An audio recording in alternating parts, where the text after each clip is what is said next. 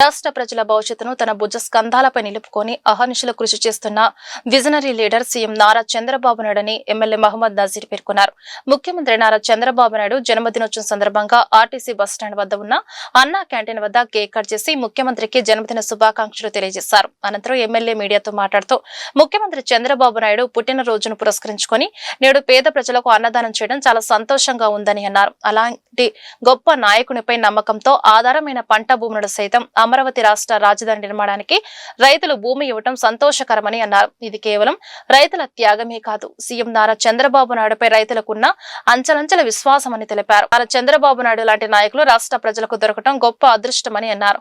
నారా చంద్రబాబు నాయుడు నిండు నూరేళ్లు ఆయురారోగ్యాలతో సుఖ సంతోషాలతో కుటుంబ సమేతంగా జీవించాలని మనస్ఫూర్తిగా కోరుకుంటున్నారని అన్నారు. ఈ రాష్ట్రంలో గత 50 సంవత్సరాల్లో సుదీర్ఘకాలం పాటు రాజకీయాల్లో ఉంటూ ప్రజా జీవితాల్ని పూర్తిగా అభివృద్ధి పదంలోకి తీసుకున్నటువంటి మహానాయకుడు నారా చంద్రబాబు నాయుడు.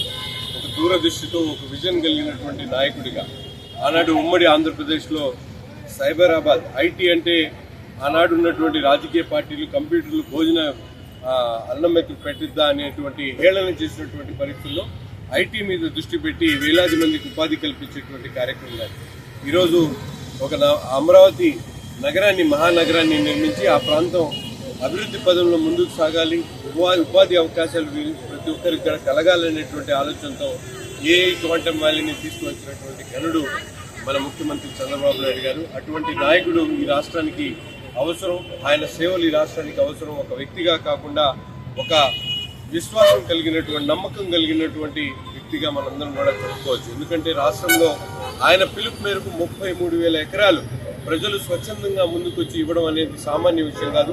ప్రపంచంలో ఎక్కడ జరగనటువంటి విధంగా ఒక నాయకుడి మీద నమ్మకంతో 33,000 ఎకరాలు ప్రజలు ఆ రాజధాని కోసం ఇవ్వడం అనేది చరిత్రలో ఎక్కడ కూడా జరగనటువంటి పరిస్థితులు. రాబోయేటువంటి తరాలకు కూడా ఆదర్శంగా ఉన్నటువంటి నాయకుడు చంద్రబాబు నాయుడు గారు. అటువంటి నాయకుడి జన్మదినం ప్రతి ఒక్కరు కూడా ఒక పండుగగా మేము భావిస్తూ ఈరోజు గొప్పగా చేసుకోవడం.